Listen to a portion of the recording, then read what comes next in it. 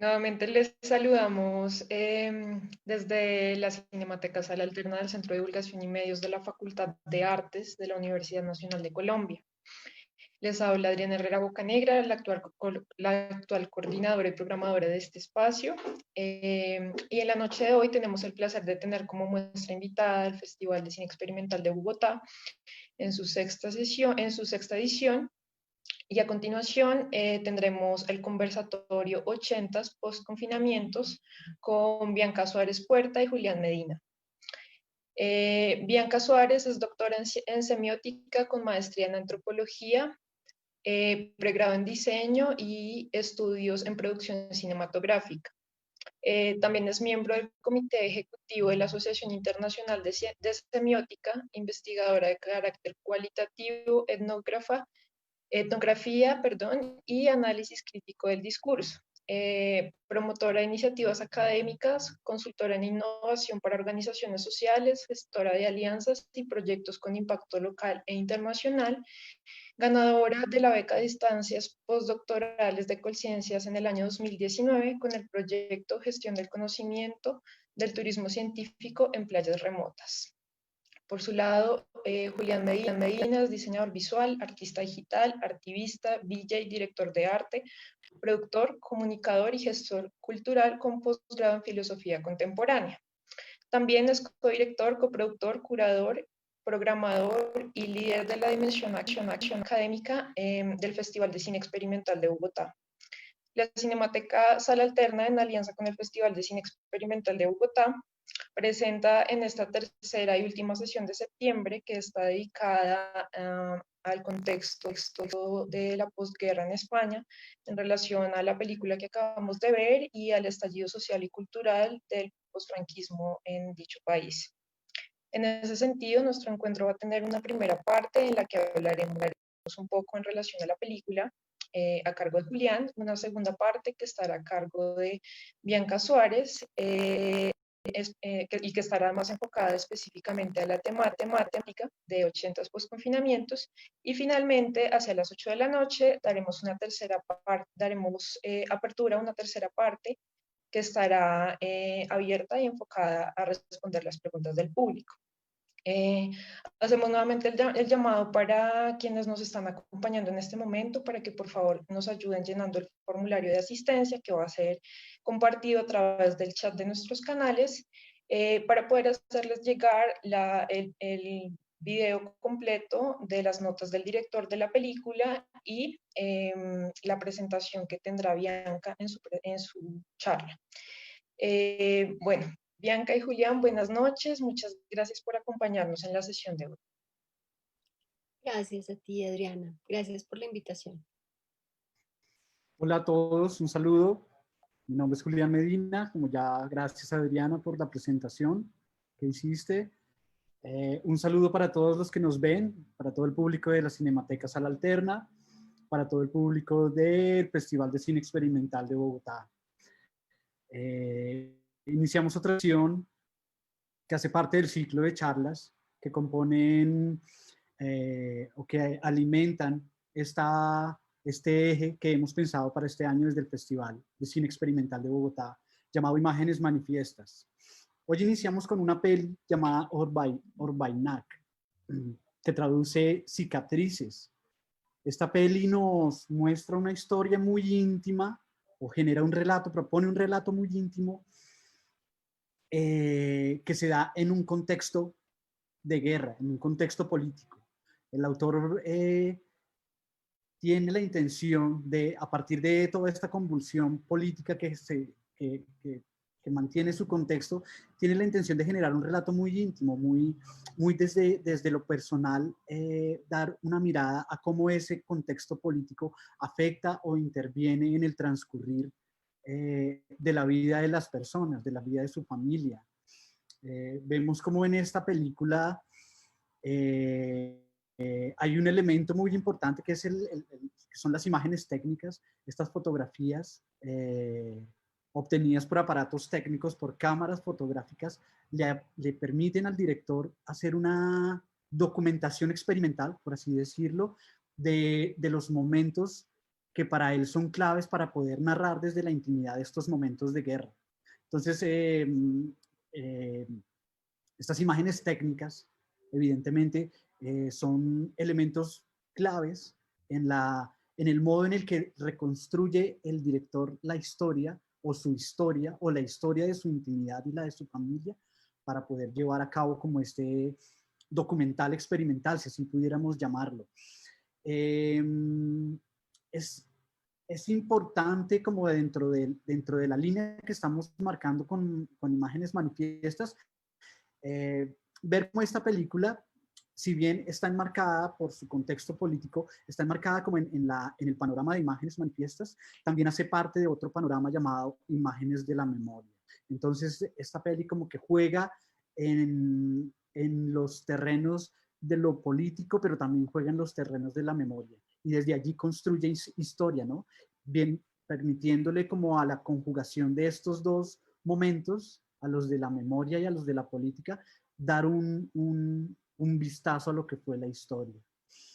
Conectando un poco con la charla que nos trae Bianca, charla que también está dentro de esta línea temática de las imágenes manifiestas, quisiera hacer como un encuentro de lo que acabamos de ver con lo que viene, con toda la historia que nos trae Bianca de este nuevo cine post-dictadura, un cine que se convierte como en un dispositivo de liberación después de años y años de dictadura franquista en la sociedad española.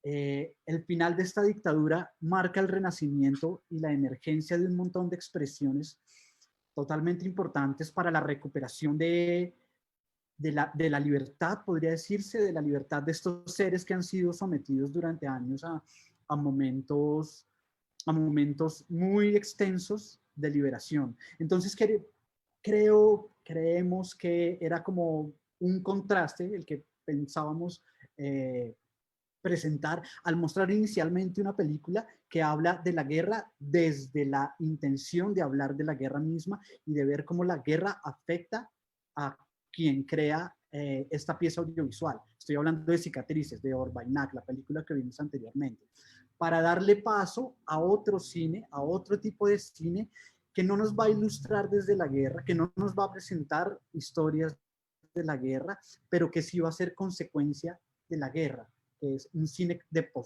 posguerra, de postdictadura, de postconfinamiento. Es allí en donde nos gusta o queremos hacer como este paralelo entre estos dos cines de los que estamos hablando hoy. Pero bueno, quisiera yo no hablar más carreta al respecto y darle el paso a Bianca, que trae pues una historia y una conferencia muy interesante como en todo este marco de las imágenes que se manifiestan para permitirle a los individuos y a los seres expresar sus modos de ver o de sentir o de vivir. Bianca, adelante, y primero muchas gracias por acompañarnos una vez más en estas actividades del Festival de Cine Experimental y tienes la palabra. Ay, Juli, muchas gracias. Voy a comenzar, aunque mi motivación era completamente distinta, me interesaba mucho más el porno, la explosión sexual que ocurrió desde los años 80, pero para unir con esta película de Cicatrices, les propongo como una breve reflexión previa. Entonces voy a comenzar, obviamente, pues mostrándoles cuál era mi intención al principio, porque tenía voy a bajar acá un poco el volumen. Mi intención inicialmente era mostrarles esta explosión de sabores y de cuerpo y de identidad que se propuso después de la dictadura que ocurrió en España. Y pues nosotros que amamos el cine y que también proponemos crearlo, el cine pretendo verlo obviamente desde un punto de vista de la semiótica de la imagen, que es un sistema de interacciones localizadas en este proceso de creación, pero también de interpretación de esas cosas que nosotros podemos ver desconectadas y vamos a ver un poco acá la conexión posibilitada entre el hermosísimo y poético texto que nos propusiste con Cicatrices y estas otras películas posteriores a esos confinamientos, a esos encerramientos de la razón que ocurrieron en la dictadura. Entonces, pues mi charla se llama originalmente 80s Triple X y en el fondo lo que voy a hablar es sobre cómo nosotros, no pude pensar una manera mejor de decir writing, como salvar las diferencias culturales. Cómo gracias a un confinamiento, a una imposibilidad de salir afuera, de expresarnos, gracias a esas no solo la dictadura, sino también un pensamiento muy conservador como el que ocurría en las personas que dirigían los gobiernos en los años 70, no solamente en España, sino en todo el mundo, como esas restricciones, esos pensamientos conservadores de ultraderecha, hicieron que esas restricciones y esas, digamos que, confinamientos finalmente explotaran de una manera increíble y súper creativa. Entonces aquí lo que vamos a hacer es tratar de entender desde una perspectiva obviamente teórica, semiótica, cómo es que podemos mirar más allá los estereotipos sexuales que vamos a ver acá, más allá de ver el prejuicio y aprender un poco de cómo estas manifestaciones sexuales, sensuales de estos personajes, más allá de los límites, realmente lo que estaban hablando era de construir nuevos entendimientos culturales.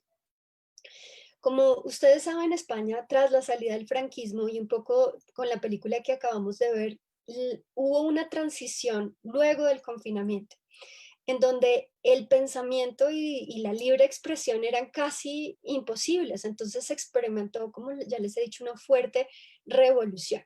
Vamos a ver muchas cosas contra razón, de alguna manera. Los 80s entonces empezaron en realidad con el intento del golpe de Estado el 26 de febrero y terminó en 1992 con los Juegos Olímpicos de Barcelona y la Expo de Sevilla. De todas maneras, yo aquí encuentro otros puntos originales, más allá en el golpe de Estado del 23 de febrero. Y fue una década con muchísimos contrastes en la que hubo una explosión de creatividad y de experimentación en todas sus formas, tanto en la música como en el cine, obviamente. El cine es una de las herramientas que más representa nuestra realidad y es de las herramientas que, gracias a esa experiencia de realidad que vivimos con estas neuronas espejo y que nos transporta a la vida y nos hace empatizar con las personas que vemos en el cine, lo que reflejó una gran vitalidad y, como no, también un punto de locura que caracterizó a los nuevos creadores españoles con una punta de lanza en la movida de Madrid, la movida madrileña, y el diseño moderno e imaginativo en una Barcelona ultra cosmopolita. Entonces vamos a ver principalmente dos ejemplos, pero vamos a ver cómo llegamos a esos dos ejemplos. Entonces, en los 80s, y sin ir más lejos, Ghostbusters o películas como, ay, bueno, tengo muchísimas, pero la ciencia ficción, el terror y la acción se impusieron como géneros que iban a definir la década. Por ejemplo, personajes no humanos como E.T. o ¿qué otros? Como Beetlejuice se ganaron el corazón de medio mundo, y películas como les digo Ghostbusters o Cazafantasmas o Back to the Future, Regreso al Futuro, mezclaron de una manera deliciosa la comedia y la ciencia ficción. Y en esta enciclopedia del cine que vamos a ver acá, este breve fascículo de los años 80, vamos a ver algunos de esos detalles, digamos que más teóricos sobre qué era lo que estaba ocurriendo realmente y por qué se manifestó de esa manera. Entonces, el cine de los 80 fue súper taquillero, pero hubo algunas cosas particulares que lo hicieron muy interesante y muy brillante, y muchos efectos especiales que le dio el nacimiento a una nueva realidad muy interesante. Vamos a verlo entonces en perspectiva. Por otro lado, durante esos años, los partidos contrarios al franquismo se hicieron mayoría y los artistas vinieron en años de creatividad y libertad, pero para que eso ocurriera, para que esa explosión, para que esa experimentación, para que esa creatividad, para que esa libertad de tantos temas imaginables, porque no solamente ocurrió en el cine, sino también en la ciencia, ocurrió después de una normatividad y de un poder castrantes, terriblemente castrantes. Entonces, esa movida madrileña manifestaba un renacer cultural que estaba completamente oprimido desde la segunda mitad de la década de los 30, y esa experimentación musical y ese cambio de guión en el cine por cosas mucho más, primero como vamos a ver, intimistas, como con la película que acabamos de ver, y también la televisión, que fue algo que es completamente diferente en otros lugares. En España especialmente fue la televisión la que intentó abrirse a otras realidades. Y fue también una época en la que, por otro lado, en la ETA mataba sin ningún tipo de remordimiento, sin ninguna brecha social y en una crisis y en un paro alarmante.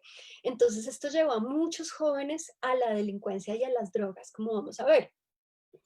Pero digamos que en medio de tanta cosas en ebullición, la noche madrileña fue siempre súper activa y su primer conquista fue evidentemente el cine. Cómo el cine tenía este toque kitsch, que es muy de arte muy popular, pero también que tenía un interés inusual en eso que es alternativo, que es underground.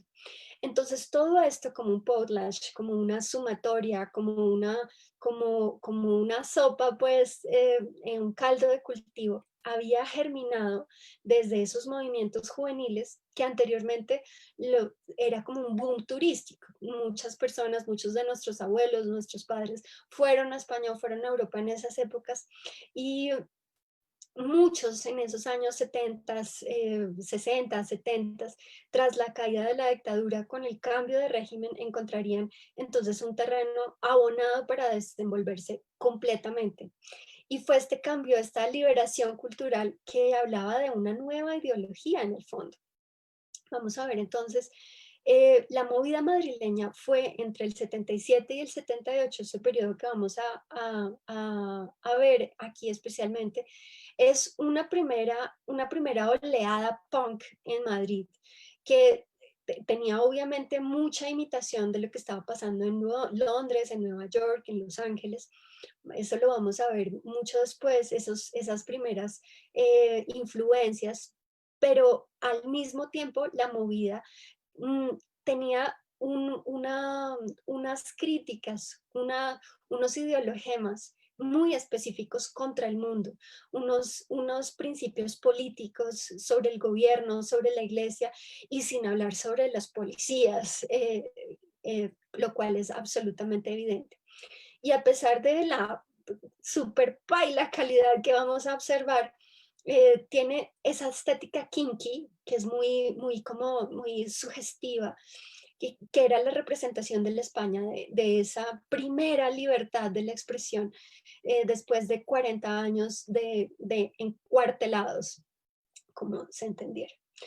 Entonces, lo auténtico en ese caos del cine de los años 80 fue una época en que España comenzaba a vivir en color y abandonaba el blanco y negro. Entonces, estamos hablando de una crisis cultural, lo cual eso es motivo para hacerse agua a la boca con toda la teoría crítica. En donde hay una crisis cultural, pues evidentemente tenemos que encontrar qué es lo que está ocurriendo en esa crisis y qué es lo que motivó esa crisis.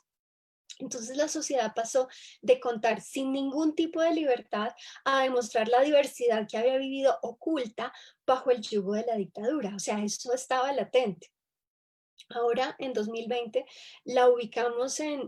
que nos ubicamos en esta incertidumbre y en el desconocimiento de qué es lo que va a ocurrir y en medio de muchísimo eh, falta de sueño y de mucha ansiedad por cosas que no podemos decir por el confinamiento, podemos mostrar que a pesar que estemos detrás de un tapabocas o a pesar que estemos digamos que metidos en nuestras casas, nos sugiere que va a pasar nuevamente una fuerte explosión cultural este festival. Para terminar la introducción me gustaría mencionar la metáfora, la identidad del héroe. Siempre tenemos un héroe detrás de todo esto, y estos son los que voy a presentar a continuación.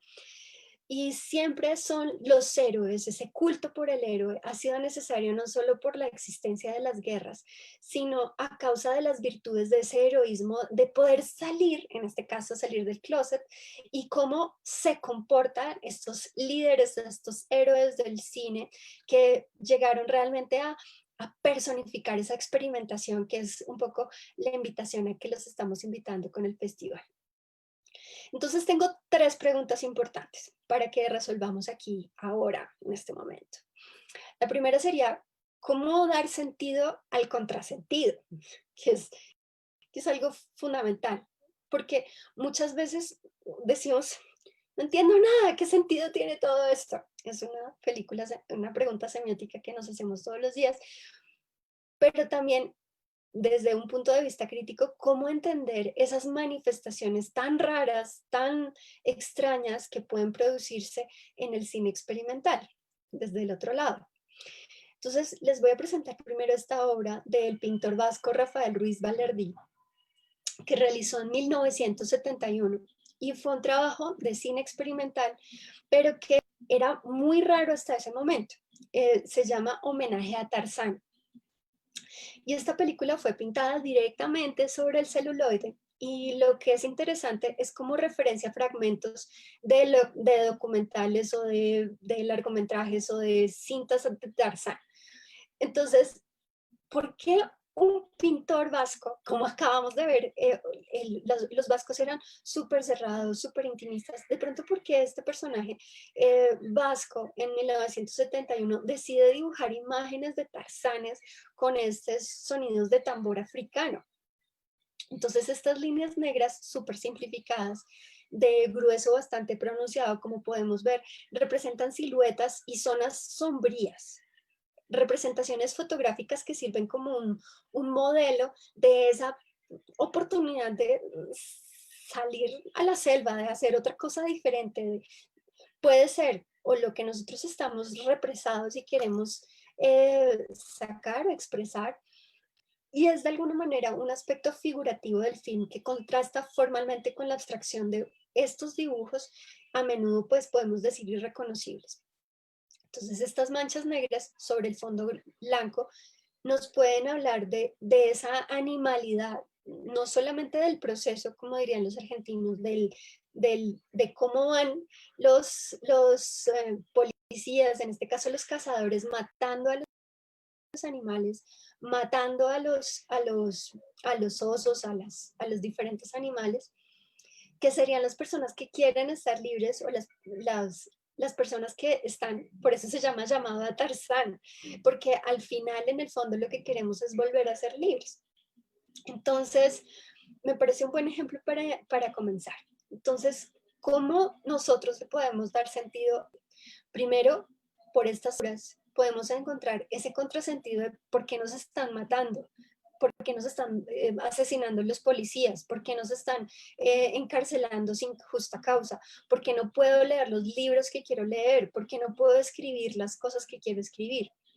En esta investigación para el festival, pues encontré muchas obras relacionadas con el carnaval y con cómo los madrileños, pero sobre todo las personas de Barcelona, en ese momento, en los años 70, comienzos de los años 70, querían volver al carnaval, volver a salir a las calles sin restricciones. Entonces, este es un buen ejemplo del cine experimental, y por cierto, es de hecho con un dinamismo pues súper artístico, pero a la misma vez es violento, es feroz, es rápido, es místico, y es una jungla de simbolismos etéreos, sí, pero bastante abstractos, y en una combinación como enfocada en ese objetivo, considero yo, que es ese dinamismo natural que estaba buscando la movida española.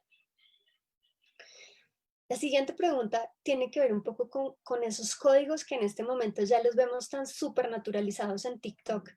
Y vamos a ver aquí que principalmente en dos películas españolas que vamos a analizar, ocurre que muchos de los códigos que hoy vemos en TikTok con el trapero encima o una toalla encima y estos peinados, y no solamente ocurrió en TikTok, lo tenemos desde los años 80 con Freddie Mercury y como vamos a ver desde mucho antes.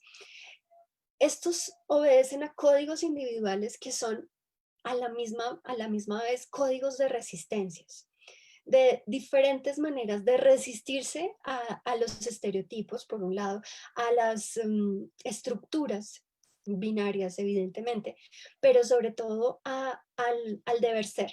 Entonces, hoy ya se cumplen 41 años de una película fantástica que se llama Arrebato.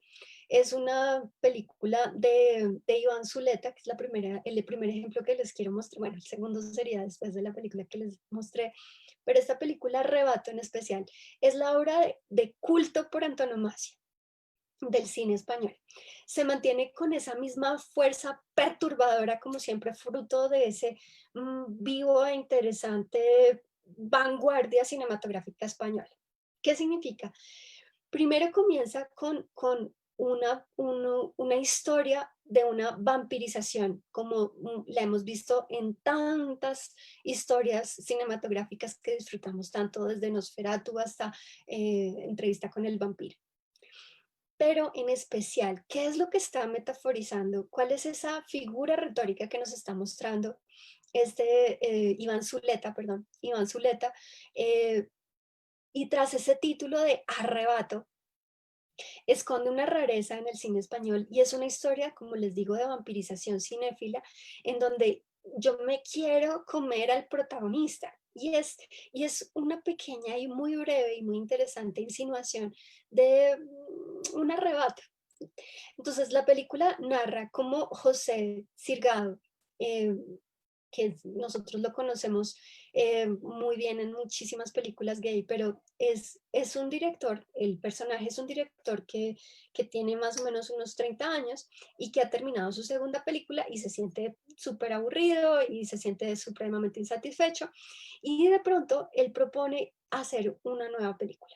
Pero entonces esta heroína le ha dejado esta ganas de hacer una nueva película, le ha dejado una huella súper profunda y mucho más de lo que había pensado. Entonces, después que termina con su esposa, el protagonista comienza un nuevo rodaje de una nueva película, pero es muchísimo más relacionado con el consumo de drogas, o sea, esa nueva película está mucho más relacionada con la heroína, con el consumo de drogas, con todas las drogas que se les ocurra, y cómo ese estado alterado es mm, una provocación todo el tiempo para producir más cine. Entonces es interesante. Entonces, en este paquete parece acudir pues a diferentes ayudas pues para poder hacer su película, que es como esas ganas de seguir produciendo, pero finalmente es un vicio. Entonces se involucra con este jovencito que se llama Pedro y de pronto todo se traduce en seguirlo de una manera obsesiva. Como les digo, es una descorporalización de la identidad. El protagonista, el director de cine, pierde por completo su manera de ser, pierde a su esposa y todo, por estar completamente obsesionado viendo cintas de Pedro. Entonces, de pronto, ese amor que tenía por su esposa, bueno, el sexo que tenía con su esposa se ve completamente diluido por ver y ver y ver imágenes de Pedro. Entonces, si nos damos cuenta, hay unos pequeños guiños de androginismo que son apenas guiños, pero estamos en los años 70, entonces se aprende y digamos que es un poco adrede vivir esa vida durante el deseo del sexo opuesto. Entonces, aquí no estoy haciendo suposiciones acerca de las personas, ni cómo debemos amarnos, ni nada, sino como esto es una representación. Entonces, esta película es una rara avis del cine español, nadando en esa contracorriente que les estoy preguntando, hasta convertirse en un cine maldito y experimental. Entonces, esta película, Arrebato, es fantasiosa, es enfermiza, es paranormal, con muchos personajes aislados de la sociedad que viven en esos bajos mundos del consumo, pero del consumo y del cine. Lo que es lo interesante, es como el consumo los lleva a producir estas imágenes para el cine. Entonces Arrebato es una película única, muy extraña, heterodoxa de su tiempo, que no querían estrenarla el día del estreno, lo cual dice mucho de lo buena que es, y tiene unos personajes que navegan desde Lich, eh, y después tiene otros más freudianos, así que ellos tienen como unos acercamientos bastante descorazonados y en su propia marginalidad de no poder producir su película, pues se vuelven al consumo de drogas. Entonces, existen unas prácticas corporalizadas de ellos viéndose, pero es algo muy alusivo, ¿no? Entonces, es un eco que no cesa en toda la película, en donde la heroína pues se extendía por todos los rincones de España, incluso llegando a los bolsillos más solventes. No estábamos hablando solamente de estos personajes que eran marginados. Entonces les voy a dejar un poco de las imágenes de Arrebato, que es todo el tiempo están consumiendo todo tipo de drogas. Y eso finalmente es lo que más engaña al espectador, porque deben tener relaciones sexuales basándose en que es extraño, que es raro en medio de tantas drogas, pero en el fondo están desarrollando una película. La primera versión de la película duraba 2 horas y media, entonces eso también hacía que no fuera tan exitosa. Pero bueno, en 1979 tuvo sus primeros momentos de vida, ya cuando definitivamente no tuvo ningún éxito y los distribuidores definitivamente decidieron que no se iba a presentar en ninguna parte, pero pasó a la selección oficial de Cannes y finalmente también la rechazan. Entonces, bueno, me parece una obra fantástica para hablar sobre eso que estaba ocurriendo. Entonces, la película comienza con un intimismo como el que vimos en la película de Cicatrices que vimos al principio, para después explotar en todas las oportunidades que llevaron a las personas a esa oportunidad de conocer más del mundo. Entonces, estamos hablando de la cosificación en el fondo, de la cosificación de la identidad, de esa identidad madrileña, pero también de esa identidad un poco andrógina y un poco homosexual. La segunda película que quiero que observemos es Pepi Lucy Boom y otras chicas del montón, y es una película de 1980, justo después de Arrebato, escrita y dirigida por el famosísimo Pedro Almodóvar y, como ustedes se imaginarán, pues protagonizada por Carmen Maura, que siempre estuvo en muchas de sus películas. No sobra decir que Almodóvar dirigió su primera película, Pepi Lucy Boom y otras chicas del montón, con 500,000 pesetas. Eso es realmente muy poco dinero, lo cual también es una invitación para ustedes, y que la obtuvo de sus amigos. En esa época no existía el crowdfunding, pero tenía muy buenos amigos, y el guión de Erecciones Generales se llamaba el guión, y que le había encargado el Víbora. Entonces, esta es como la primera película de Almodóvar, lo cual tiene unos guiños bastante zafadores de cabeza. Primero tenemos un artista muy conocido que está pintando acá las paredes de este convento de chicas.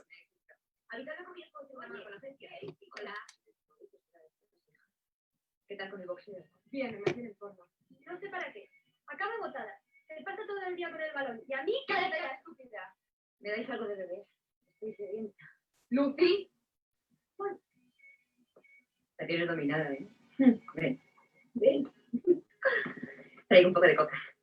¿Quieres? No me apetece. Bueno, Pues le guardaré un poco a Lucy. esta primera película, la primera película comercial de Almodóvar, pues realmente es bien interesante porque viven en Madrid durante la época de la movida madrileña, como podemos ver, pero lo raro es los personajes. Veámoslos un poco más en detalle. ¿Cuál es esa construcción de la identidad que nos están presentando, no solamente de la película Arrebato, sino ahora Pepe y Lucy Boom y otras chicas del montón? Pepe, Carmen Maura, la que estamos viendo, es una joven que pues vive sola en un piso de Madrid y está decidida a cultivar cannabis en su terraza, lo cual ya eso es suficientemente provocador para la época. Y esto es descubierto por un policía que es su vecino, lo cual pues obviamente el olor y todo pues le iba a llegar.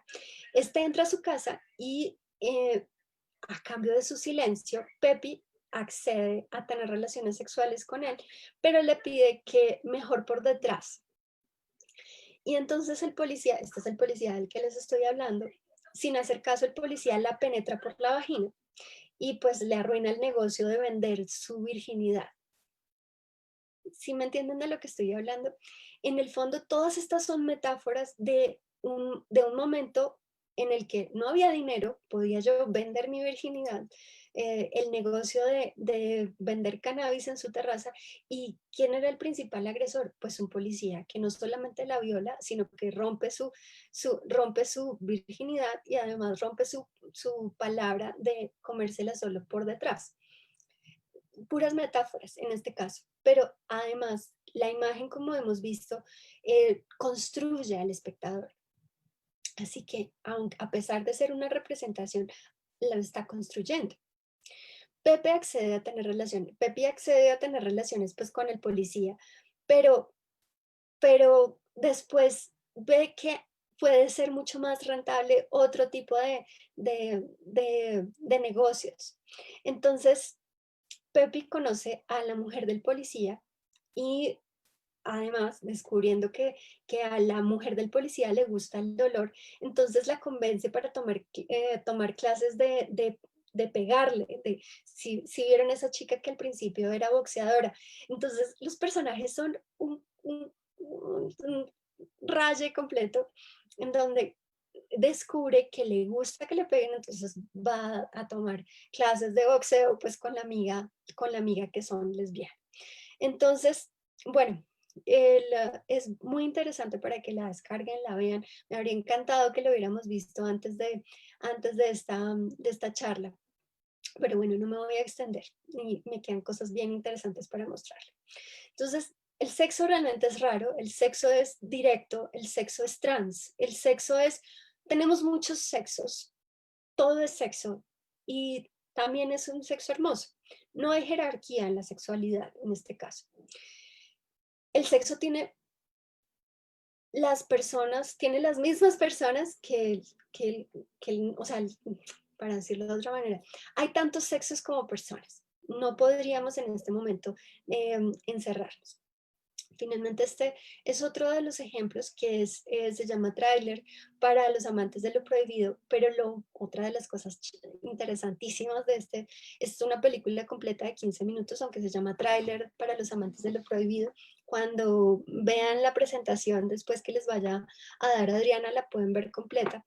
Este corto fue patrocinado, pagado por Televisión Española. Imagínense Señal Colombia patrocinando algo como esto.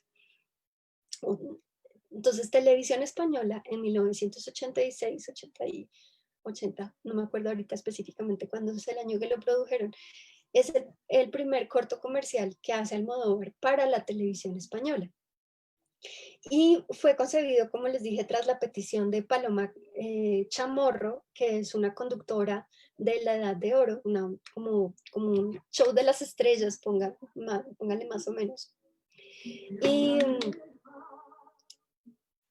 Y entonces Pedro Almodóvar, amante de los trailers de las películas, decidió hacer uno un mediometraje tráiler. Entonces ahí ya comenzó la experimentación. A pesar de que tenga derechos de televisión española, también me habría encantado que lo hubieran completo. Eh, hay unas partes alucinantes, sobre todo, se las voy a ir directamente a mostrar. Esta escena es muy interesante. De pronto son personajes de la identidad española, a lo Rosalía, ponele, que son manifestando su identidad, su españolidad, los íconos más representativos de esa imagen española. Cuando de pronto uno de esos personajes, vienen dos niños bailando flamenco, y de pronto llegan a donde esta chica, esta mujer tan bellísima, y de pronto se dan cuenta que es un hombre, pero lo toman de la manera más natural del mundo. Entonces, de alguna manera, ¿qué ha hecho España para merecer este tipo de producciones como esta producción de televisión española?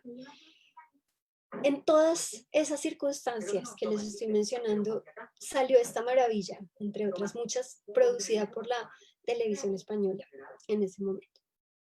Bueno, como nos damos cuenta, la movida madrileña fue un momento contracultural surgido en Madrid, que realmente pues fue una explosión no solamente que influenció a Latinoamérica, pero a muchos otros momentos. Ahora vamos a ver este extracto chiquitito, especialmente de, ahora se me olvida cómo es que se llama este corto, llamado Deseo, no, ay, Dios, ahora lo olvidé, Pasiones, Laberinto de Pasiones, perdón. Laberinto de Pasiones es una película bien rara en donde tenemos este protagonista, vamos a subirle aquí un poquito. Escuchen el lenguaje nomás.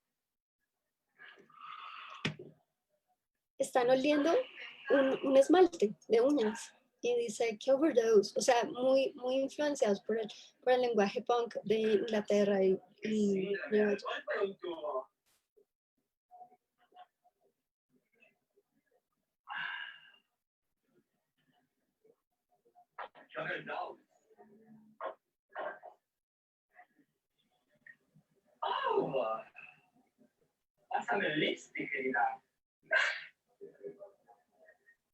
Entonces es una mezcla entre el nuevo realismo italiano, un poco así de los gritos y la vida muy cotidiana y muy sin mucho filtro, sin muchos efectos especiales, muy casi película B un poco.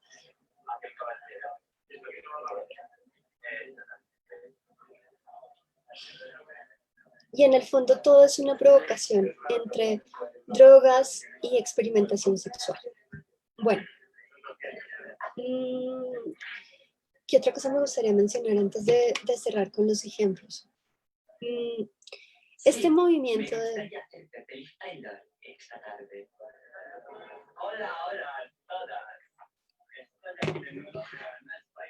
Este movimiento de la movida madrileña que digamos que explotó en los años 80, perdón, fue promovido por una escuela de caminos de Madrid, un grupo de estudiantes que formaron la banda de Los Secretos. Entonces, la primera reunión de la banda tuvo lugar en el 81 con motivo del concierto de la primavera en la Escuela de Arquitectura, así como ahora que estamos en la Escuela de Artes de la Nacional. Entonces se ha destacado la importancia obviamente de los programas musicales, pero también cómo la televisión influenció. Bueno, para cerrar me gustaría mencionarles entonces cuáles han sido las influencias de estos autores que acabamos de ver. Sin duda, aunque no encontré ningún registro que diga que Pedro Almodóvar tuvo influencia de Pink Flamingos, yo quisiera mencionar dos, solamente voy a poner Pink Flamingos, pero Rocky Horror Movie Picture Show es una de esas películas que uno diría, esto es de los 80s, pero no, es una película de los 70s. Es una película norteamericana que es caga de risa, pero tiene mucho de esta estética queer. Y por otro lado tenemos esta película que se llama Pink Flamingos, que no podemos perder de vista como esa composición de este sistema de estridente, muy enfatizado en establecer distintas categorías, no solamente de género, sino también de quién es la madre, quiénes son los hijos, quiénes son los vecinos, y entender esas diferentes maneras de control y dominación a través del tiempo.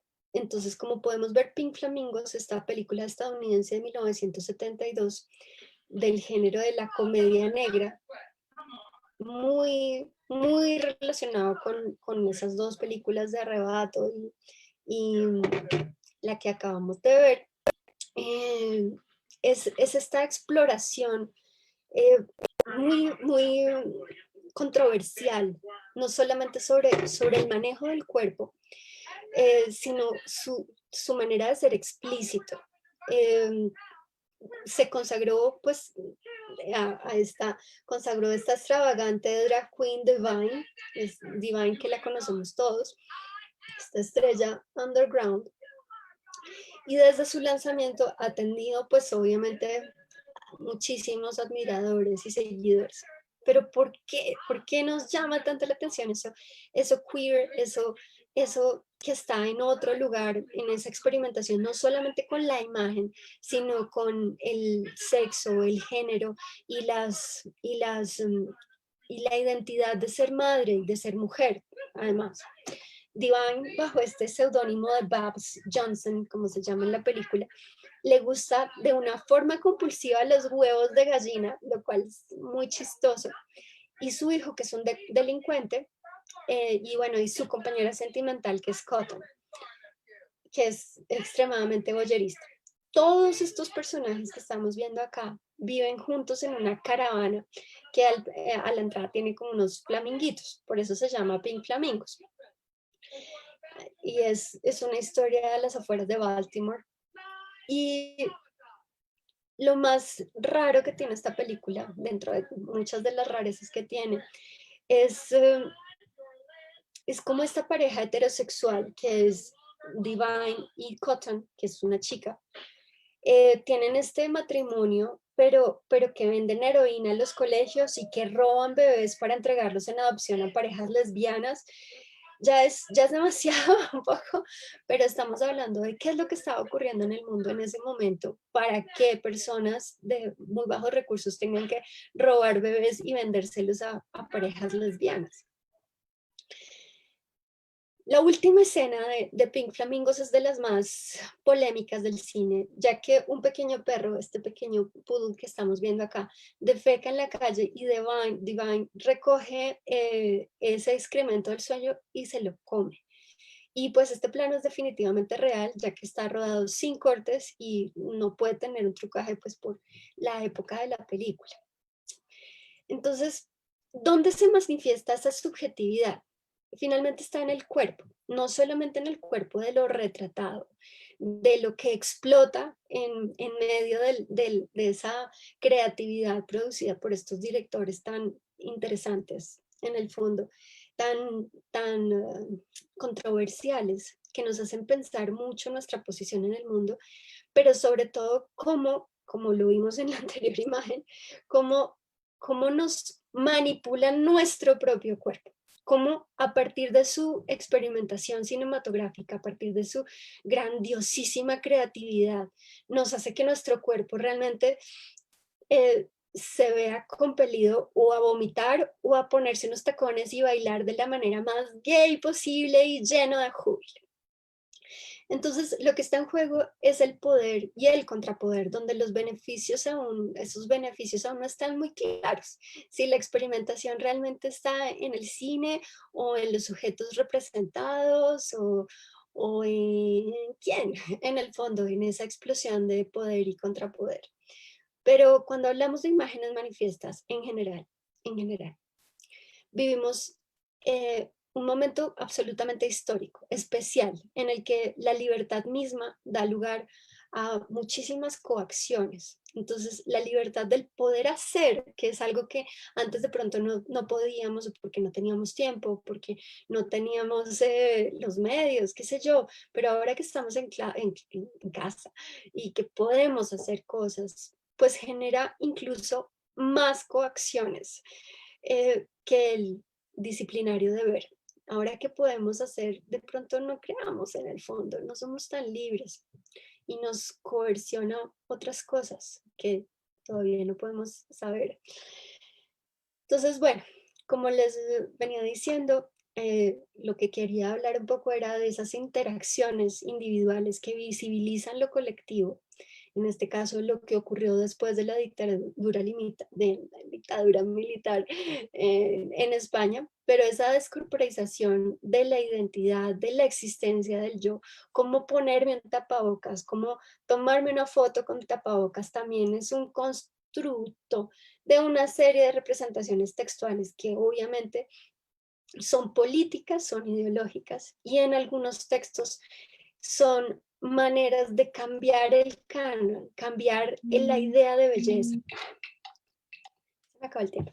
Entonces, se considera que la capacidad de estos sistemas de comunicación, como es el cine, como es el ciberespacio, como es este festival, como son los festivales comunitarios, como es cualquier manifestación cultural, en esos lugares también hay etiquetas de identidad y en esos lugares se construye este sujeto posmoderno. Entonces, se considera que en estos sistemas se gesta una moratoria de la identidad similar a la crisis de la adolescencia, cuando no sabemos si queremos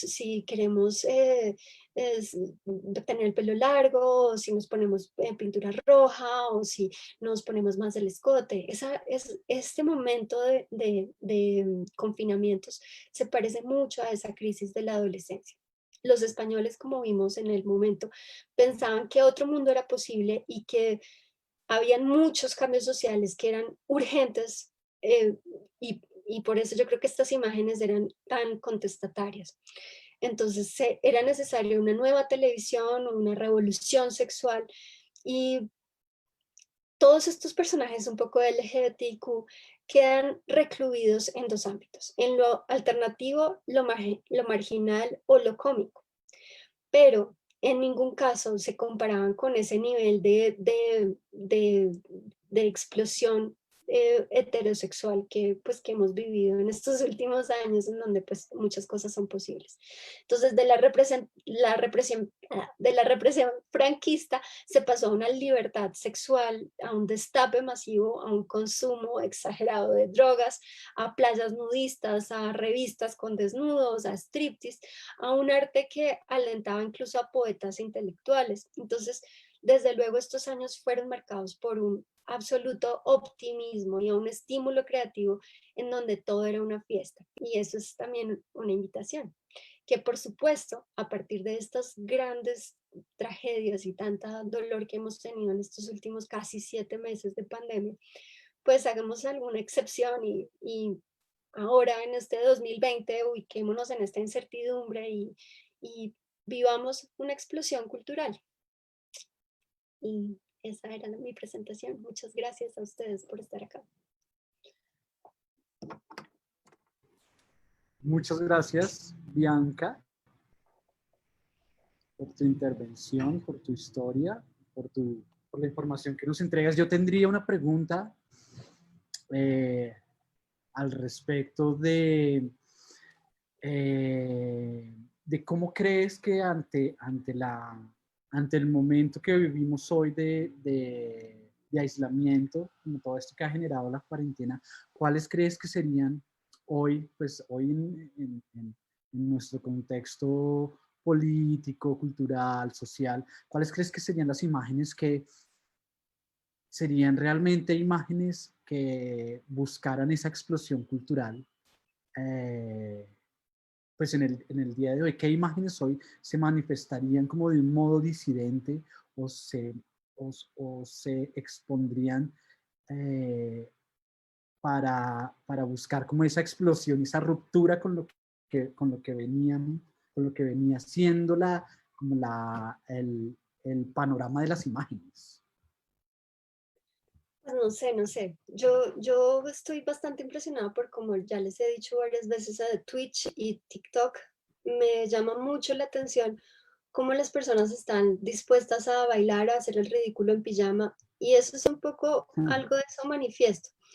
Pero así tan evidente como lo que ocurrió en los años 80, yo solamente podría mencionar que hemos hablado tanto de guerra, hemos dicho tanto de cuántos han desaparecido y cuántos se han callado y cuántas personas han muerto y cuánto nos han hecho daño los policías de tantas maneras, que yo creo que estamos bastante desmotivados en muchas situaciones, muy desmotivados, no solamente por el confinamiento, sino por la frustración y por la falta de agencia que tenemos. Entonces, pues yo realmente estoy motivando a la creación y a la acción creativa, pero lo que yo propondría o lo que yo observaría es hacer caso omiso al dolor.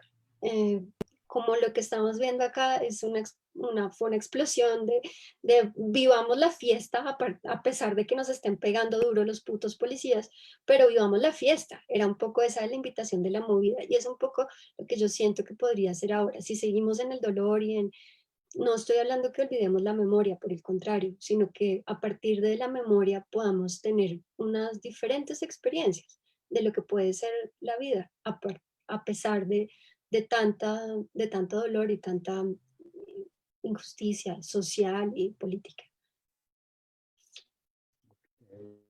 No sé si estás de acuerdo con mi respuesta.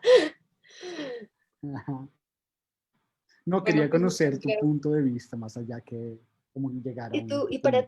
para ti, qué sería una imagen manifiesta desde ese lugar que te estoy proponiendo? ¿Qué sería para ti una imagen Es que manifiesta? sí me causa una pregunta o me genera una pregunta muy importante esto de los contras. Tú hablaste del contrasentido, se habló un poco de cómo bajo la línea como de tiempo que mostraste, cómo todo este cine español llega a una liberación y como a unos momentos de imágenes y de manifestaciones que precisamente lo que buscaban era como oponerse a algo que venía sucediendo. Desde allí entonces era como muy importante, o fue muy importante en ese contexto esta visualización de la libertad sexual, de la libertad de la contradicción de los cánones de belleza, de la contradicción de un montón de cosas que seguramente representaban hegemonía. Y ahora me pregunto de nuevo cuáles serán esas imágenes que están en contra de la hegemonía sin ser las imágenes obvias y directas de las que hablaste hace un momento también, que son las que denuncian como literalmente a esa hegemonía, ¿no? No tendría tal vez una respuesta en este momento, pero me genera como un lugar de pregunta muy interesante como para seguir construyendo estos espacios de imágenes y sociedad. Pues. Seguramente ya no es el sexo y las drogas, será otra cosa, Seguramente no. pero Es posible que en algo que algún era, momento me preguntaba cómo también la tecnología incide en esa respuesta, ¿no? O sea, el momento tecnológico en el que estamos viviendo y que además fue potenciado por este encierro al que nos vimos obligados, también desde allí imagino que esos lenguajes técnicos que finalmente propician lenguajes estéticos tendrán que también tomar partida en la construcción de esas nuevas imágenes que se contraponen o que generan contranarrativas a como todos estos lugares hegemónicos actuales. sí, no lo sé. Yo creo que bailar en pijama es uno en TikTok y otro es salir Okay. a la naturaleza. También he visto muchas personas saliendo a la naturaleza de muchas maneras que me parecen bien bonitas. que yo no lo había visto, o de pronto no lo había percibido tanto antes. Pues obviamente se iban a la playa y tomaban fotos de gente en playa, pero ahora es reconocer espacios naturales vírgenes, ha tenido como otra lectura. He sentido yo eso, de pronto es una mala lectura desde mi punto de vista. ¿Qué tú crees, Adriana? Ok. No lo sé, yo creo que sí es importante tener otro tipo de contactos, como que estos momentos de introspección nos permitan reflexionar. Sí, en ese sentido de hacer la fiesta, de proponer desde otro lado, pero también un poco de reflexionar en la memoria y en el camino que ya llevamos andado hasta este momento. También hay una pregunta por parte del público que es si tú sabes o tienes información sobre cómo se financiaban estas películas en los años 80. Yo lo mencioné, la primera película de Almodóvar que puse en relación, ay, Dios, no puedo creer que se me haya olvidado el nombre. No, bueno, la primera película de Almodóvar que puse fue financiada por él mismo y sus amigos con 500.000 pesetas. Entonces, pues es bien, bien interesante por cómo existe el crowdfunding desde hace tanto tiempo, pero con 500.000 pesetas que pues me imagino yo que no era mucho dinero para los años 70. Así que eso, se financiaban con los amigos y con actrices que pudieran ser llamativas como Carmen Maure y la española Cecilia Roth. Cecilia. Sobre todo eso, es algo que es importante, tener buenos personajes. Es lo más importante, más que tener dinero. Bueno, pues muchas gracias. También mencionaste algo sobre televisión española y es un poco también el mismo llamado que nos hacía Oscar Campo hace unas sesiones cuando iniciamos la programación conjunta con el festival. Pues también a apostarle a estas formas de distribución. La televisión pública es un gran canal que nos permite proponer con mirada de autor. Entonces, pues bueno, muchas gracias, Bianca, por tu tiempo y por todas estas cosas que nos has contado que son muy interesantes. Muchas gracias al festival. Por el momento no tenemos más preguntas del público, entonces yo creo que podemos ir cerrando. Pues muchas gracias también a todas las personas que se quedaron y nos acompañaron hasta el final y les invitamos a la próxima sesión de la Cinemateca Sala Alterna que cierra pues este primer mes de septiembre. Tendremos 2 cortometrajes de egresados de la Escuela de Cine y Televisión en el marco de una actividad de cine familiar en alianza con Bienestar de la Facultad de Artes. Allí nos acompañarán sus directores y una persona que viene por parte de Bienestar. Entonces, pues, súper invitadas y muchas gracias nuevamente al Festival de Cine Experimental de Bogotá, a Bianca, y nos vemos en otra oportunidad. Ahí estaremos entonces. Gracias, Adriana. Gracias, Adriana. Un abrazo para todos. Solo recordarles que el Festival de Cine Experimental sigue con actividades, mantiene actividades hasta el día 30 de este mes, hasta el último día de septiembre. Invitados todos a que puedan aún llegar a nuestra plataforma y consultar y disfrutar pues, de todo el material de cine experimental que hemos traído para este año. Un abrazo para todas ustedes. Bianca, Adriana, gracias. Hasta luego. Hasta la próxima. Muchas gracias. También quisiera recordarles que nos pueden seguir a través de redes sociales. En Facebook es cinemateca.unal, en Twitter es Sala Alterna UN y en Instagram es Cinemateca Sala Alterna, todo pegadito con la A que va entre Sala y Alterna, es la misma A. Entonces, pues muchas gracias y nos vemos. Y hoy el hashtag no es somos Orgullo UNAL o algo así, que estamos cumpliendo como 173 años, algo así. Hoy es el día de la universidad, no sé si sabían. Sí, bueno, claro. también felicidades a la universidad, sí, que la amamos mucho, sabíamos, yo la amo con mucho amor. Igual por acá. Muchas gracias. Hasta luego. Chao, chao. Chao, chao.